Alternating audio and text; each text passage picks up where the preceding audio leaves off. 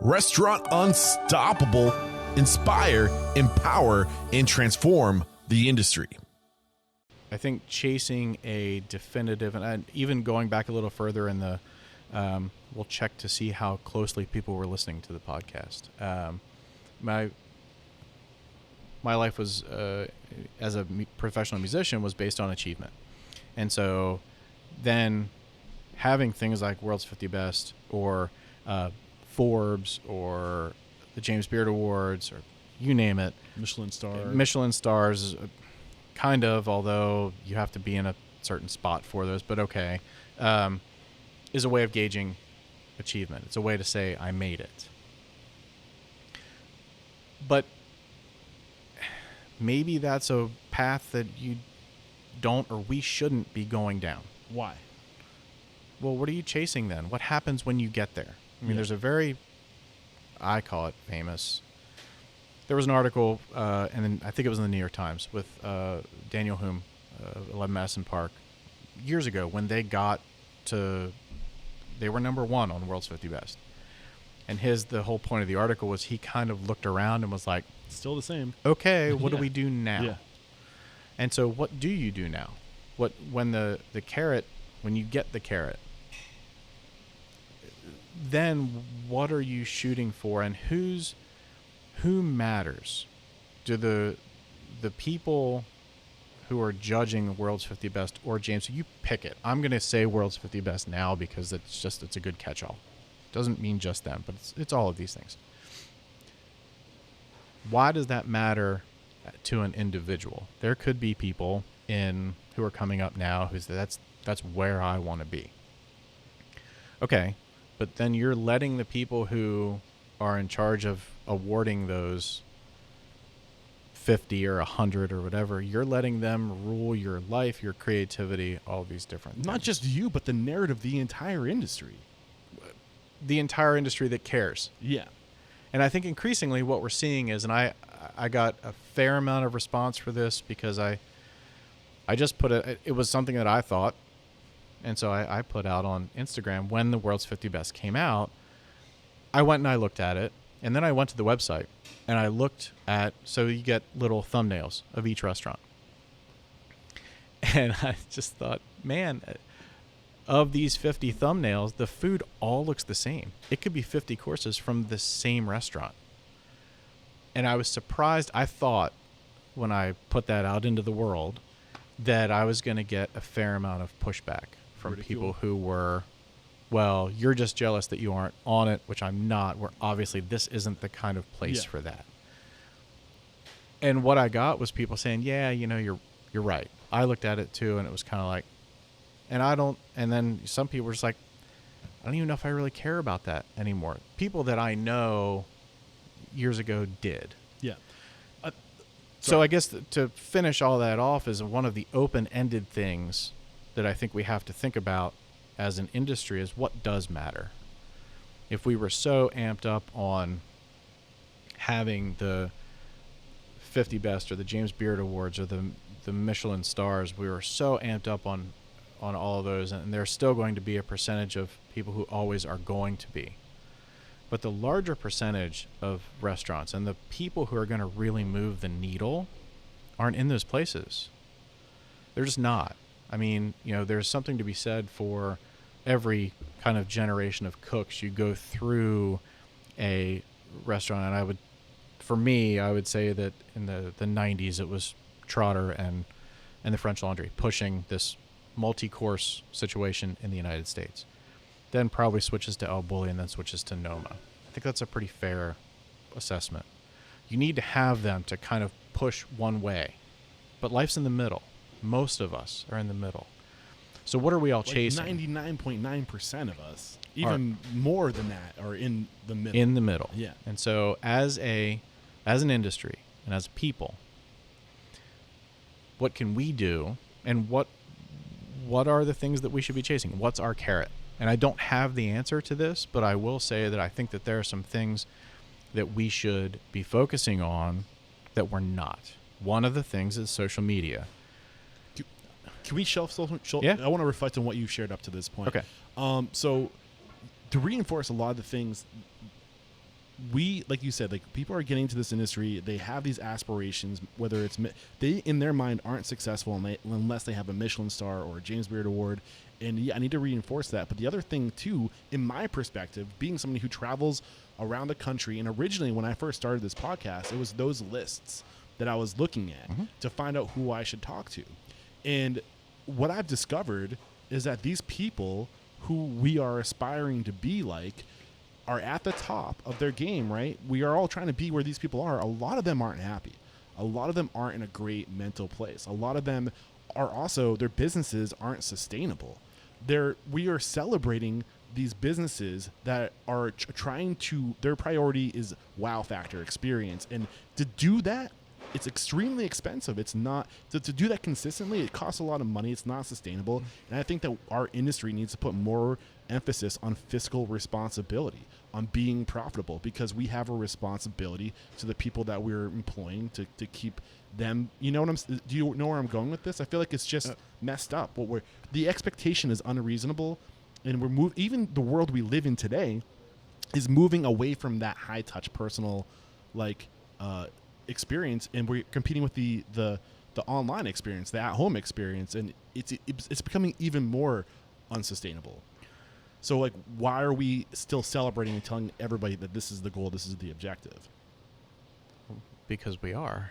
I so mean, this is why we need to have these conversations. We need to take the control. There's 5 publications that control the narrative of the industry, and I know that these people probably don't have ill intent, but what they're doing is really affecting the industry. And the other part of this too is that the world's changed. When those publications came out in like the late 90s or early 2000s or whenever it was, the 80s, there were fewer restaurants that operated at that level. Ever since 2007, when we could use our mobile device to peer across the world and see what restaurants are doing across the world, like the bar started being raised. Now you have more restaurants than ever that are operating at that high level. And how are you going to tell me that only 50 make the list when there's in reality thousands of restaurants that are operating at that level? Right? yeah. I mean, I obviously going through what we continue to be in. It's not over. What we have continued to be in with COVID has changed a lot of people, a lot of dynamics, a lot of businesses. One thing, and you know, to be clear, prior to COVID, the restaurant industry was going through a reckoning, maybe is the best way to look at it, of, you know, exactly the things that you said. Probably more on the human side than the financial side, but I agree 100% with you about the financial side. Yeah. I mean, if you want to make a world's, it's like, I forget, I think it was as far as, you know, wineries go. Yeah. How do you make $1 million in a vineyard? Start with $2 million. Well, how do you make a world's 50 best restaurant? Start with $10 million and piss on it and light it on fire, and you can have a world's 50 best, because it's formulaic. And I think that's the thing, that if you plug it into the formula, there's a high probability that you'll win. Now, what you're talking about, and what I would like to spend an entire another episode or waste your afternoon addressing, is that we are doing it wrong. And by we, I mean the people, those 5 publications, but I would also submit to you that there's more than that. Into it too. And so, you know, do we need, you know, does the color palette of restaurants from a human perspective need to evolve? 100% yes. There is no doubt about it. We need every type of person running restaurants, working in restaurants. Is the quickest way to get that, to start to, you know, find the very, very small percentage right now of people that are doing that and elevate them? Yes, that's the quickest way. What I want to know is the best way to do it is let's get and talk to the kids. Let's find kids who we can say, this is a great job. It's a hard job. You have a perspective in life. Let's get to those kids. Let's start training programs. That's what the narrative should be in all of the magazines. And if they really want to fix it, but I would submit to you that I don't think they do. I think they want people to buy their magazines. Yeah. They have different motives, but the thing is, what this industry, what we've been guilty of, is not controlling our own narrative and letting other people control it for us. So that's the beauty of the entire reason that when you sent the email, I was like, I want to do that, because it is raising the number of gatekeepers. Because before, you're right there, and everybody knew who they were. I've worked in restaurants where there were pictures of the, you knew if this person came into the restaurant, you just flip through the notebook, and that's who's going to make or break what's happening right now. The ability for us to have this conversation, and I hope somebody hears what we're talking about and says, you know what, we need to start a school program. We need to start a training program that actually pays kids to get every kid. Every kid should have the opportunity to want to get into it if they love cooking and they love restaurants. Somebody hears this and says, that's a really good idea. And what it really needs to be is it needs to have somebody hear this and say, I want to fund that. Yeah. Yeah. I think resources like this, I'm not the only one. There's more and more restaurant podcasts coming up where people are getting at the reality of what's happening and sharing the truth of what's happening. I think we also need to change the values of the industry, because guess what? If we get aligned, if the industry gets aligned, if the industry has a shared vision of what we want it to be, then these motherfuckers have to kind of follow we control it. You know what I'm saying? And as long as we communicate, as long as we share what's wrong, as long as I think conscious capitalism is going to be a big part of the future, but we need to inject consciousness into the consumer in order for them to make purchasing decisions with their dollar. And I think the big thing for us too is the challenge, and some of the articles that have been out there, is the challenge has been put to chefs, restaurateurs to be better, do better. That has been the focus of a lot of the articles, and I agree with that 100%.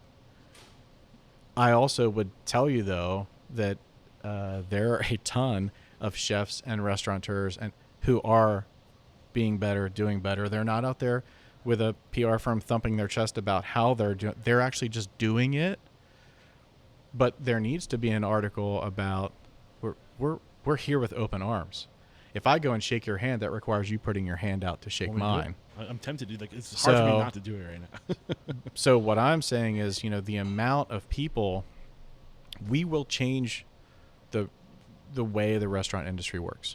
But we can only do that if we can get around this idea of people who are coming into the business treating it as the way the business was 20 years ago.